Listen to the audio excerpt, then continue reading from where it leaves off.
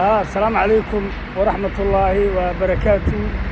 halkaad igala socotaan waa magaalada Istanbul, waa xarunta dhaqanka islaamka ee Turkiga iyo xarunta ganacsiga ee dalka Turkiga iyo guud ahaan islaamka.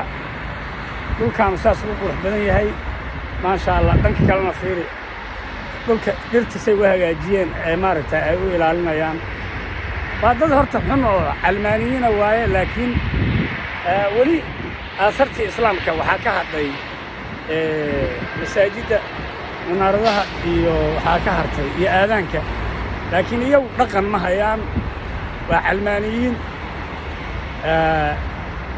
garka xirta oo shaarubta deysta, oon diin lahayn, akhlaaq lahayn, iimaan lahayn, laakiin haddana waa dad is-ixtiraamo sideenoo kale ma aha. qabyaalad iyo balaayi iyo macnihi kuma jiraan. warwaad salaamay dhammaantiin asxaabta qaaliga ah. maanta maadaama maalinkii u dambeeye ay tahay booqashadeedan 3 weeg ee maaragtay aan ugu dalxiis tegey magaalada Istanbul ee xarunta ganacsiga dalka Turkiga. hadda waxaan u socdaa meel la yiraahdo Carrefour ama Venezia. guryaha dhaadheer ayaan u socdaa, suuq ku yaalla oo dharka markaha laga gato, trade markiga dharka maaragtay magacyada leh oo dadka caanka ay xirtaan, sida hadda shaatigan oo kale aan qabo iyo kuwo la mid ah Gants iyo Booli iyo Ravel iyo waxaasoo dhan baa lagu gadaa, Adidas iyo Nike iyo waxaasoo dhan baa lagu gadaa. marka halkaasaan doonayaa inaan shopping u doonto insha Allah. berrina waan baxayaa, waxaan aadayaa my second country Norway. waan ka soo maqnaa 8 bilood meelaha, waa ogtihiin aniga 6 bilood inaan Muqdisho joogay. tiimkii maaragtay madaxweyne maxamed cabdullaahi farmaajo ayaan ahaa, ololaha ayaan ku jiray ma sha Allah. marka da waa ogtihiin ummadda Soomaaliyeed ee god bay ku dhacday, waa la khiyaanay, waa la isugu tegey, cadow oo dhan baa isugu tegey. muusaadkii Israa'iil iyo macnihii iyo CIA-dii Maraykanka iyo sirdoonkii Carabta ayaa maaragtay magaaladii qabsaday, Soomaaliya qabsaday. Soomaaliya way dhimatay, waa la aasay. hawiyana wuu ku xaaray, hawiye wuu ku xaaray walaalayaal. hawiye haddaad la socotaan waa qarmuun, waa qashin dhalay weeye. hawiye maxay ahaan jireen markii hore? hawiye daanyeer sayn lu ahaa. sayntan baa laga fiiriyaa qofka hawiyaha inuu sayn leeyahay, waa la qaawiyaa. marka la qaawiyana dabadiisaa waxaa la fiiriyaa inay sayn leedahay. sayn waxaad garateen soo maaha. marka hawiye wuxuu yahay waan ognahay 1991kiina keligood mayna bixinin madaxweyne maxamed siyaad barre allah u naxariiste. jabhada oo qabiil ah oo cid walba leh ayaa dumiyey. marka waxba hadda yaysan dhihin kaana waan burinay, kana waan burinay.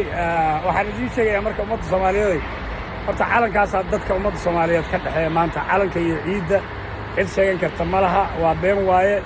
iidoor ma laha, ogaadeenna ma laha, hawiyana ma laha. laakiin hawiyuhu waxa ay ku dhaqan xun yihiin baan idiin sheegayaa.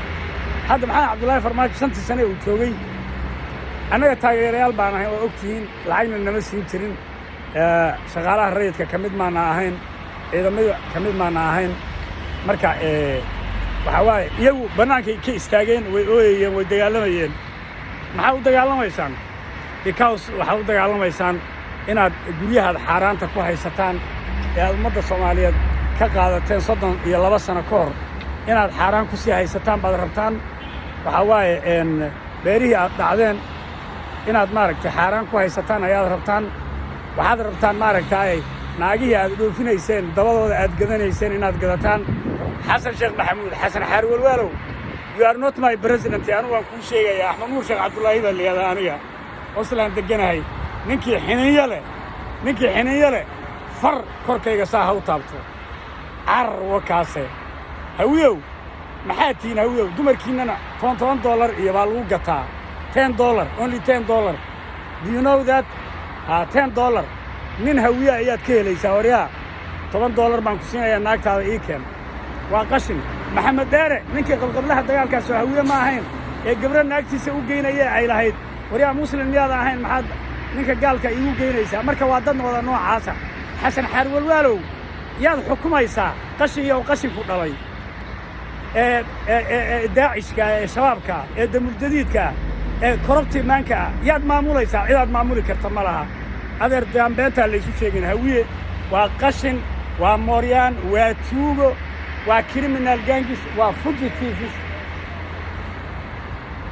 fugitives anu marka waxaan leeyahay ma taqaanaa yaa dawlad la yeelan kara dadka noocaasa oo dagaalamaya oo leh yaa hawiye Soomaalida kala day wax dhaha ma arkaysid odayaasha beelaha hawiye dhalinyarta beelaha hawiye haweenka hawiye bal waxa noocaasa oo qashinka afiiray war waxan qashin weeye yaa wax la qaybsan kara maxaa Cabdullaahi Farmaajo iriday u taagnaayeen hadda waxaan maqlay Xasan Sheekh Maxamuud isaga oo Soomaali oo dhan codadkoodii corruption ku gatay imaaraad iyo ay u gaday haddana waxaa lagu leeyahay weegiibu sugi waayey xilka lagu wareejinayay xilna ma waxaan xaaraan weeye war waxa kanu xil ma walaalayaal xaaraan weeye Kenya iyo imaaraad iyo qashin baa ka dambeeyay ummadda Soomaaliyeed baa la rabaa in la isku laayo hadday dimuqraadiyad sheeganayaan ninkii ahaa waaye CBB annaga CBB uu tilmaamay laakiin annagu waxaana ciidamada baraha bulshada ayaan nahay xaqaan u dirirnaa hadda waxay bilaabeen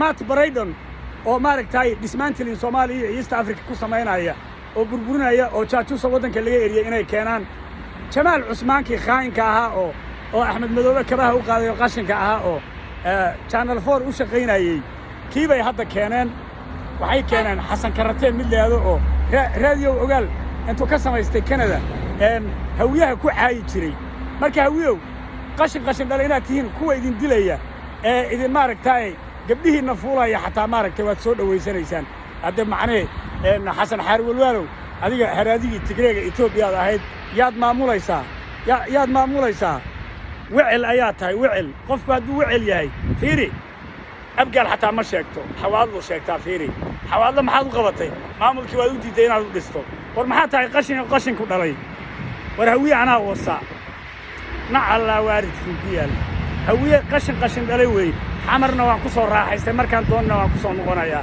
xamarna ma liidin shalayna dameeraha ayaad maaragtay aad wadi jirteen dameerihiinii ayaad ku laabanaysaan waxa waaye shalay nimanka la yiraahdo habargidir xamaali ayay ka ahaayeen xamar suuqii siigaale degmada hodan ku yaalay warta migrationka hadda Soomaaliya meesha uu ku yaalo xarunta shaqaalaha ahaan jirtay dhabarkeeda dambe warta gadaasheeda suuq waxa ku oli jiray suuqa siigaale leeyahay suuqaasay ka xamaali jireen abgaalna warkeed bay iska daaba jingaday xamar ku lahaan jireen waa la ogyahay waxaan cadiyo waxay deganaayeen iyo gubadley bay deganaayeen Muqdisho nimanka yiri waaye si aan canshuur dawladana laga qaadin guri dhagax ayaan dhisanin fiiri aqaliyadooda fiirin inta ay tahay war dadka wadaniin ma xataa fiirin ninka hawiye marka waa hadlay wuxuu ku leeyahay waqooyi hago aanay naga daa war waqooyi ana ilaalinaya wada tirkii ummadda Soomaaliyeed ana ilaalinaya waka fiiri calanka Soomaaliya meel baan ku wataa ana difaaca hawiye uma difaaciyo qashin dhalay baa tahay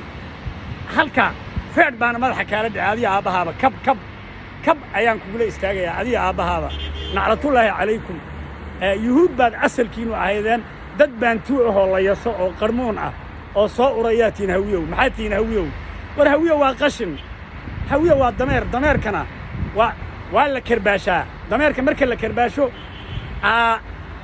ayuu dhuusaa uu xaaraa wadada dhexdeedana waa laga mamnuucaa oo waa ogtiin Xasan Abshir Faarax inuu maaragtay dabada uga xiri jiray jawaan marka hawiye waa dadka noocaasa waa dadkii lahaa macnaheed ariyaa hawiye ninka hawiye ogla ariyaa badar ma haysa beesa ma haysa waa aqligooda waa inta waa 6 saacadood aqligooda aqli 6 saacadood shaqeynaya waaye inta kale waa dam waxa waaye dani iyo Axmed Madoobe baa ku shaqeystay hadda qashin dhalay ayaa tihiin anagu Axmed Madoobena dad baan isu xignaa haddana waan la dagaalamayaa ilaa qiyaam saaca mabda' baan kula dagaalamayaa waa nin jaajuusa eelu naar ah Axmed Madoobe muxuu yahay reexirsi cilmi cayr waaye waa dad futaday kaga yaalaan ciideena futada waa dadkii aniga kabaha ii baalishay beeraha ayay ii fali jireen reexirsi cilmi cayr marka anigu mabda' baan kula dagaalamayaa inuu shabaab yahay inuu diin laawo yahay inuu akhlaaq la'aan yahay laakiin inaan isku qabiil nahay oo aan laan dheeranahay waan ku faanayaa runtii